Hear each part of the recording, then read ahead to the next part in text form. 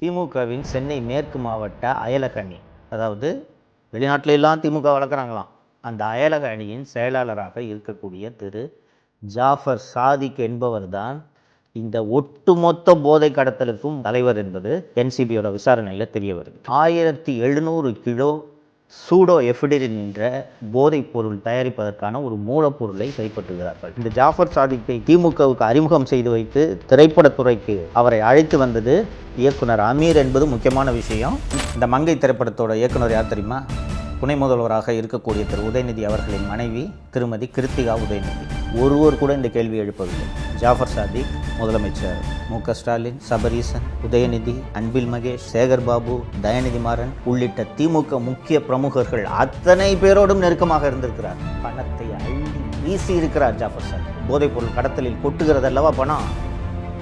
ஏற்கனவே அண்ணா யூனிவர்சிட்டியில் மா சுப்பிரமணியத்து கூட நெருக்கமாக இருந்தான்ற ஒரே காரணத்துக்காக 25 வழக்குகளில் குற்றவாளியாக இருந்த அந்த ஞானசேகரனை விட்டு வைத்திருந்தது காவல்துறை. அதே தான் இங்கே. வணக்கம் தமிழ் பெருங்குடி மக்களே. தேர்தல் பிரச்சாரம் சூடுபிடிக்க ஆரம்பித்து விட்டது. ஆளுங்கட்சியும் எதிர்க்கட்சியும் மாறி மாறி குற்றச்சாட்டுகளை சொல்லிக் கொண்டிருக்கிறார்கள். இந்த தேர்தலில் யார் ஆட்சிக்கு வர வேண்டும் என்பதை விட யார் ஆட்சிக்கு வரக்கூடாது என்பதைத்தான் மக்கள் முக்கியமாக மனதில் வைத்து கொள்ள வேண்டும். எதிர்க்கட்சி தலைவர் திரு எடப்பாடி பழனிசாமி, பிரதமர் திரு மோடி, தமிழக பிஜேபி தலைவர் திரு நயினார் நாகேந்திரன், பாட்டாளி மக்கள் கட்சியின் தலைவர் திரு அன்புமணி, திரு டிடிவி தினகரன் உள்ளிட்ட ஏறக்குறைய எல்லோருமே திமுக அரசின் மீது சுமத்தக்கூடிய குற்றச்சாட்டு, தமிழ்நாட்டில் போதை கலாச்சாரம் அதிகரித்து விட்டது. இங்கும் அங்கும் பிடிபடக்கூடிய பல்வேறு போதைப்பொருள் சம்பவங்களை என்னால் உதாரணமாக சொல்ல முடியும். ஆனால் எப்படிப்பட்ட ஆட்சி இந்த ஆட்சி என்பதற்கு ஒரே ஒரு சம்பவத்தை உதாரணமாக சொன்னால் நீங்கள் அத்தனை பேருமே அதை புரிஞ்சுக்கிட்டு திருப்பி இந்த ஆட்சி வரணுமா வேணாமான்ற முடிவை எடுத்துருவீங்க. நண்பர்களே, பிப்ரவரி 2024 டெல்லி காவல்துறை டெல்லியில் பசாய் தராப்பூர் என்ற இடத்தில் வைத்து ஒரு கோடவுனில் சோதனை நடத்துகிறாங்க. Delhi special cell, narcotics control bureau உள்ளிட்ட பல்வேறு ஏஜென்சிஸ் சேர்ந்து ஒரு ஆப்ரேஷனை கண்டக்ட் பண்ணுறாங்க. டெல்லி காவல்துறை அதிகாரிகளிடம் பேசிய போது இந்த ஆப்ரேஷன் முழுக்க முழுக்க என்சிபியோட ஆப்ரேஷனு. நார்காட்டிக்ஸ் கண்ட்ரோல் பியூரோ என்பது மத்திய அரசின் போதைப்பொருள் தடுப்பு பிரிவு. என்சிபியோட ஆப்ரேஷனு நாங்கள் வெறுமனே சப்போர்ட் தான் கொடுத்தோம் அப்படின்னாங்க. ஸோ டெல்லி காவல்துறை மற்றும் என்சிபி எல்லாம் சேர்ந்து 2 மாதங்களாக கண்காணித்து ஒரு கோடவுனை போய் ரைடு பண்ணுறாங்க. அந்த கோடவுனை போய் ரைடு பண்ணும்போது அங்கே என்ன கிடைக்குதுன்னு பார்த்தீங்கன்னா 1700 கிலோ சூடோ எஃபிடிரின் என்ற போதைப்பொருள் தயாரிப்பதற்கான ஒரு மூலப்பொருளை கைப்பற்றுகிறார்கள். 1 கிலோ 2 கிலோ இல்லை, 1700 கிலோ சூடோ எஃபிடிரின். அங்கே அந்த கோடவுனில் அந்த போதைப் பொருளை கைப்பற்றிட்டு அந்த கோடவுனில் இருந்தவங்களை கூப்பிட்டு விசாரிக்கும்போது, ஏதி அது உங்களுக்கு இந்த போதைப் பொருள் யார் உங்களுக்கு மூளையாக செயல்படுறது, உங்கள் தலைவர் யாருன்னு கேட்டும்போது, சார் எங்கள் பாஸ் மெட்ராஸில் இருக்கார் சார், அவர் கட்சியில் பெரிய ஆள் சார் அப்படின்னு சொல்கிறாங்க. சரின்ட்டு யார் அந்த பாஸ் என்று டெல்லி காவல்துறை மற்றும் என்சிபி விசாரணையை தொடங்கினால் திமுகவின் சென்னை மேற்கு மாவட்ட அயலக அணி, அதாவது வெளிநாட்டில எல்லாம் திமுக வளர்க்குறாங்களாம், அந்த அயலக அணியின் செயலாளராக இருக்கக்கூடிய திரு ஜாஃபர் சாதிக் என்பவர் தான் இந்த ஒட்டுமொத்த போதை கடத்தலுக்கும் மூளையாக இருப்பவர். அவர்தான் அதன் தலைவர் என்பது என்சிபியோட விசாரணையில் தெரிய வருது. அதற்கு பிறகு தொடர்ந்து என்சிபியும் டெல்லி காவல்துறையும் சோதனைகளை நடத்துகிறார்கள். அப்படி நடத்தும்போது எப்படி இந்த சூடோ எஃபிடிரின் மாற்றுதுன்றது ரொம்ப முக்கியமான விஷயம். ஆஸ்திரேலியா, நியூசிலாந்து, மலேசியா ஆகிய இடங்களில் உள்ள கஸ்டம்ஸ் ஆஃபீஸர்ஸ், குறிப்பாக நியூசிலாந்து, ஆஸ்திரேலியாவில் இருக்கக்கூடிய கஸ்டம்ஸ் ஆஃபீஸர்ஸு டெல்லியிலேருந்து வரக்கூடிய கன்சைன்மெண்ட்டில் தான் இந்த சூடோ எஃபிடிரின் நிறைய வருது அப்படின்றத கண்டுபிடிச்சு அவர்கள் இந்தியாவில் இருக்கக்கூடிய என்சிபிக்கு தகவல் தருகிறார்கள். அதை பேஸ் பண்ணி தான் அந்த 2 மாதம் சர்வேலன்ஸ் வச்சு டெல்லியில் அந்த பசாய் தராப்பூர் என்ற இடத்துல கோடவுன் பிடிச்சி சோதனை நடத்தியது.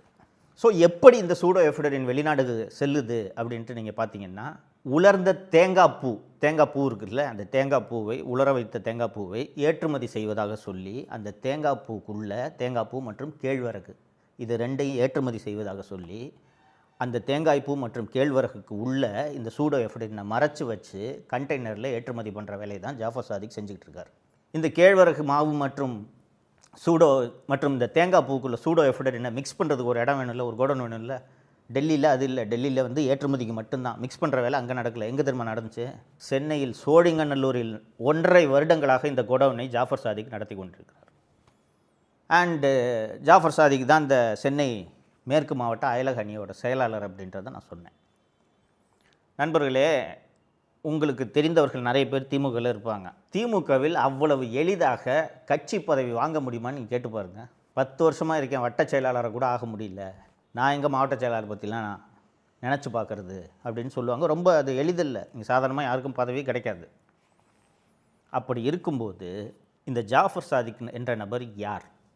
கட்சியில் சேர்ந்தவுடன் அவருக்கு அயலக அணியில் மாவட்ட செயலாளர் பதவியை எப்படி வழங்கியிருக்கிறார்கள் என்பதை ஆராய்ந்து பார்த்தால் இந்த போதை கும்பலுக்கும் திமுகவுக்கும் என்ன தொடர்பு என்பது தெரிய வரும். இந்த ஜாஃபர் சாதிக் இந்த போதை மருந்து தான் கிட்டத்தட்ட 66 கன்சைன்மெண்ட் அவர் நியூசிலாந்து மற்றும் ஆஸ்திரேலியாவுக்கு அனுப்பியிருக்கிறதாக ஊடகங்களில் செய்தி வந்தன. இதிலேருந்து பணம் கொட்டுதில், கோடிக்கணக்கில் பணம் கொட்டுது. இந்த பணத்தை என்ன பண்ணுறது? இந்த நேரத்தில் தான் ஜாஃபர் சாதிக்கு திமுகவில் பதவி வாங்குறார். வாங்கி சென்னை புரசைவாக்கத்தில் ஒரு ஹோட்டலை கட்டுகிறார், ஒரு இண்டோர் விளையாட்டு அரங்கை கட்டுகிறார். அது மட்டும் இல்லாமல் அதுக்கு மேலேயும் பணம் கொட்டுது. அதற்கு அடுத்தபடியாக ஜாஃபர் சாதிக் கையில் எடுத்த விவகாரம்தான் சினிமா. மாயாவி, இந்திரா, இறைவன் மிகப்பெரியவன் உள்ளிட்ட 6 படங்களை ஜாஃபர் சாதிக் தயாரித்திருக்கிறார். JSM பிக்சர்ஸ் அவரோட திரைப்பட நிறுவனத்தோட பெயர். இதில் ரொம்ப முக்கியமாக நீங்கள் கவனிக்க வேண்டியது, இந்த மங்கைன்னு ஒரு திரைப்படம் சொன்னேன்ல, அது வெளிவரவே இல்லை. இந்த மங்கை திரைப்படத்தோட இயக்குனர் யார் தெரியுமா? துணை முதல்வராக இருக்கக்கூடிய திரு உதயநிதி அவர்களின் மனைவி திருமதி கிருத்திகா உதயநிதி. சரி, நீங்களே ஒரு சினிமா ஃபேமிலி, நீங்களே ஒரு சினிமா கம்பெனி வச்சுருக்கிறீங்க. எவனோ ஒருத்தன் வந்து நான் சினிமா ப்ரொடியூஸ் பண்ணுறேங்க, இத்தனை கோடி ரூபாய் செலவு பண்ணுறேன்னு சொன்னால் உனக்கு ஏதுப்பா காசு? ஃபஸ்ட் நீ யாருப்பா?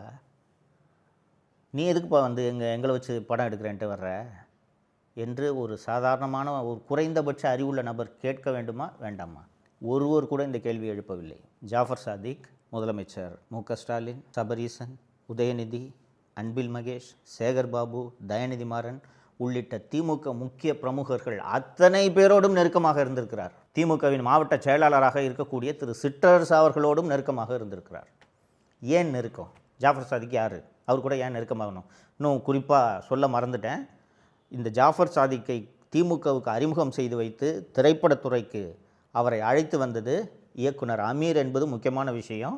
அமலாக்கத்துறை இது தொடர்பாக தொடர்ந்த வழக்கில் அமீரையும் குற்றவாளியாக சேர்த்திருக்கிறது என்பதும் முக்கியமான விஷயம். ஸோ இப்போ இவ்வளவு பேரும் இந்த திமுக அரசியல்வாதிகள் அத்தனை பேரும் ஜாஃபர் சாதிக்கு நெருக்கம். ஜாஃபர் சாதிக்கோட ஹோட்டலை திறந்து வைக்க போகிறாங்க, அவரோட இண்டோர் ஃபேக்ட்ரியை திறந்து வைக்க போகிறாங்க, திருமாவளவன் போய் திறந்து வைக்கிறாரு. ஜாஃபர் சாதிக்கோட தம்பி அவரும் இந்த போதைப்பொருள் கடத்தலில் சம்மந்தப்பட்டிருக்கிறார். அவர் எதில் இருக்காருன்னா விடுதலை சிறுத்தைகள் கட்சியில் இருக்கார். இவங்க 2 பேரோட நெருக்கம் எப்படி இருக்குன்றது தெரியுதா? ஸோ இவர்களெல்லாம் எப்படி இந்த ஜாஃபர் சாதிக் கூட நெருக்கமாகிறாரு? ஜாஃபர் சாதிக்கு எப்படி சிஎம் வீட்டுக்குள்ளே நுழையிற அளவுக்கு அதிகாரமும் ஒரு இன்ஃப்ளூயன்ஸும் கிடைக்குது அப்படின்றத ஆராய்ந்து பார்த்தால் பணத்தை அள்ளி வீசி இருக்கிறார் ஜாஃபர் சாதிக். இந்த போதைப்பொருள் கடத்தலில் கொட்டுகிறதல்லவா பணம், அந்த பணத்தை அள்ளி வீசுகிறார். எதுக்கு பணத்தை அள்ளி வீசுகிறார்? நியூசிலாந்து நாட்டு காவல்துறை டெல்லிக்கு சொல்லி டெல்லி காவல்துறை வந்து சோழிங்கநல்லூரில் இருக்கிற கோடவுனை கண்டுபிடிக்க முடியும் போது தமிழகத்தில் இருக்கக்கூடிய உளவுத்துறையும் சென்னை காவல்துறையும் சோழிங்கநல்லூரில் இது போன்ற ஒரு போதை மருந்து கோடவுன் இருக்கிறது என்பதை கண்டுபிடித்திருக்க வேண்டுமா வேண்டாமா? இவங்க கண்டுபிடிச்சிருக்கல, இங்கே ஒரு உளவுத்துறை இருக்கிறது அல்லவா, இங்கே போதைப்பொருள் தடுப்பு பிரிவு ஒன்று இருக்கிறது அல்லவா, சென்னை மாநகர காவல்துறை ஒரு உளவுத்துறை வைத்திருக்கிறது அல்லவா, இவர்கள் கண்டுபிடித்திருக்க வேண்டாமா? இவர்கள் எல்லாம் கண்டுபிடிக்க கூடாது என்பதற்காகத்தான் ஜாஃபர் சாதிக் அமீர் மூலமாகவும் மற்றவர்கள் மூலமாகவும் சேகர் பாபு மூலமாகவும் சிற்றரசு மூலமாகவும் திமுக கட்சிக்குள் நுழைந்து பதவியை வாங்கி திமுகவில் முக்கிய பிரமுகர் என்ற பெயரை பெற்றுவிட்டால் காவல்துறை அவரை தொடுமா? ஏற்கனவே அண்ணா யூனிவர்சிட்டியில் மா சுப்பிரமணியத்து கூட நெருக்கமாக இருந்தான்ற ஒரே காரணத்துக்காக 25 வழக்குகளில் குற்றவாளியாக இருந்த அந்த ஞானசேகரனை விட்டு வைத்திருந்தது காவல்துறை. அதே தான் இங்கேயும். இன்னும் ஒரே ஒரு உதாரணத்தை சொல்லிடுறேன். சென்னை நுங்கம்பாக்கத்தில் தீஃப்னு ஒரு பார் இருக்குது. இந்த பாரை காவல்துறை போய் ரெய்டு பண்ணி கொக்கைன்லாம் அங்கே இருக்குதுன்னு சொல்லிவிட்டு அந்த பாரோட உரிமையாளர் உட்பட அத்தனை பேர் மீதும் 15 பேர்னு நினைக்கிறேன், அவர்கள் மீதெல்லாம் வழக்கு பதிவு செய்கிறார்கள். பதிவு செஞ்சு கொக்கைன் யூஸ் பண்ணுற பாருன்னு சொல்லிவிட்டு அந்த தீஃப் பாரை, ரெஸ்டோ பாரை கடை சாத்தி க்ளோஸ் பண்ணிடுறாங்க, சீல் வச்சிடறாங்க. காவல்துறை அனுமதியை ரத்து பண்ணிடுறாங்க. இந்த அனுமதியை ரத்து செய்த பிறகு அந்த தீஃப் பாரோட ஓனர் ஹரிச்சந்திரன் சென்னை உயர்நீதிமன்றத்தை அணுகுகிறார். இந்த மாதிரிங்க பாரை திறந்து விட சொல்லுங்கள், பாருங்கள் மூடிட்டாங்கன்ட்டு. அப்போது சென்னை மாநகர காவல்துறையின் நுங்கம்பாக்கம் ஆய்வாளர் பதில் மனு தாக்கல் செய்கிறார். ஏங்க நாங்கள் நிறைய வாட்டி ரைடு பண்ணியிருக்காங்க இந்த பாரில் கொக்கைன்லாம் புழங்குது, தடை செய்யப்பட்ட பொருள்லாம் இங்கே பயன்படுத்துகிறாங்க, அதனால் அனுமதியெலாம் கொடுக்க முடியாதுன்னு சொன்ன உடனே மாண்புமிகு நீதியரசர் திரு இளந்திரையன் அவர்கள் மார்ச் 2025 தீஃப் பார் திறக்க அனுமதி தர முடியாது என்று ஒரு உத்தரவு போடுகிறார். அக்டோபர் 2025 முதல் நீதிமன்றம் அனுமதி மறுத்த அந்த தீஃப் பார் இன்று வரை செயல்பட்டு கொண்டிருக்கிறது. யாருடைய அனுமதியில் செயல்பட்டு கொண்டிருக்கிறது என்றால் சென்னை மாநகர ஆணையராக இருந்த திரு அருண் அவர்கள் உத்தரவில் செயல்பட்டு கொண்டிருக்கிறது. நீதிமன்றம் அனுமதி மறுத்த ஒரு பாரை ஒரு போலீஸ் கமிஷனர் திறந்து நடத்த அனுமதிச்சுக்கிட்டு இருக்காருன்னா ஏன் போதைப் பொருள் நடமாடாது? ஜாஃபர் சாதிக் போன்ற ஒரு நபரை அவருடைய பின்னணி என்ன, எப்போ கேட்டாலும் லட்சமாக பணம் எங்கேருந்து தருவான் ஒரு மனுஷன்? வாங்கி வாங்கி அதை செலவு செய்து கொண்டிருக்கிறார்களே. கட்சியில் ஒரு நிகழ்ச்சின்னு கேட்டானா 20 லட்ச ரூபாய் ஜாஃபர் சாதிக் டொனேஷன் கொடுப்பாரு. ஒரு மாநாடு போடணுன்னு கேட்டால் 50 லட்ச ரூபா கொடுப்பார். எப்படி ஒருத்தன் கொடுக்குறான்? ஒரு சாதாரண ஹோட்டல் வச்சுருக்கிறான், இவங்ககிட்ட ஏது இவ்வளோ காசுன்னு ஒருவர் கேட்டார்களா? கொண்டு போய் முதல்வர் கூட போய் நிற்க வச்சு படம் எடுக்கிறீங்களே, முதல்வரோட மருமகளை இயக்குனராக போட்டு அவர் படம் தயாரிக்கிறாரே, எங்கிருந்து இவனுக்கு பணம் வந்தது என்று யாராவது ஒருவர் யோசித்தார்களா? இதுதான் இந்த குடும்பம், புரிஞ்சுக்குங்க. பணம் என்றால் எந்த கேவலமான வேலையையும் செய்வதற்கு ஸ்டாலினின் கருணாநிதி குடும்பம் தயங்காது என்பதற்கான ஒரு சரியான உதாரணம் தான் ஜாஃபர் சாதிக். ஸோ இந்த ஜாஃபர் சாதிக்கு ஒரு உதாரணமாக தான் நீங்கள் எடுத்துக்கணும். அது போக காவல்துறையும் கட்சியும் ஆட்சியும் இப்படி இருந்தால் ஏன் தமிழகத்தின் மூலை முடுக்கெல்லாம் போதைப் பொருள் நடமாடாது என்பதை நீங்களே யோசித்துக் கொள்ளுங்கள். இப்போ மீண்டும் திமுக ஆட்சி வந்தால் இது தொடராதுன்றதுக்கு உங்களுக்கு ஏதாவது உத்தரவாதம் இருக்கா? ஜாஃபர் சாதிக் போல் நாளை வேறு யாராவது ஒருவர் முளைப்பார். இயக்குனர் அமீர் இன்னும் திமுக கூட தானே சுற்றிட்டு இருக்காரு, அவரே நாளை இந்த வேலையில் ஈடுபடுவார். அது நடக்க வேண்டுமா? தமிழ்நாட்டின் இளைஞர்கள் போதை மருந்து கலாச்சாரத்துக்கு அடிமையாக வேண்டுமா? நீங்கள் நல்லா யோசிச்சு பார்க்கணும். ஒரு தலைமுறை, குறிப்பாக இளைய தலைமுறை இது போன்ற போதைக்கு அடிமையானால் நமக்கு ஒர்க் ஃபோர்ஸ் இருக்காது, உழைக்கக்கூடிய இளைஞர்கள் இருக்க மாட்டார்கள். நம்மளோட இப்போ ஒரு 55 வயசு அல்லது 60 வயசு ஆள் போய் கடுமையான உழைப்பில் ஈடுபட வைக்க முடியுமா? இன்றைக்கே தமிழ்நாட்டில் உடல் உழைப்பில் ஈடுபடுறதுக்கு ஆள் இல்லாமல் தான் நம்ம வட இந்தியர்களை வைத்து வேலையை செய்து கொண்டு இருக்கிறோம்.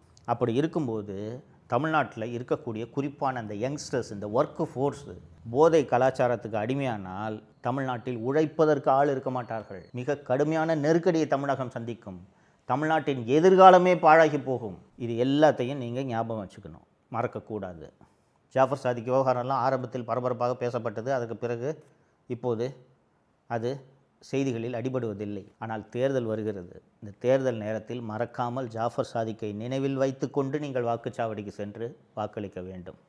தப்பித்தவறி கூட திமுக என்ற தீய சக்தி ஆட்சிக்கு வரக்கூடாது என்பதை மனதில் வைத்து நீங்கள் வாக்களிக்க வேண்டும் என்பதற்காகத்தான் மீண்டும் மீண்டும் இந்த அவல ஆட்சியில் நடந்த சம்பவங்களை உங்களோடு உரையாடி கொண்டிருக்கிறேன். நன்றி. தமிழகத்தை காப்போம்.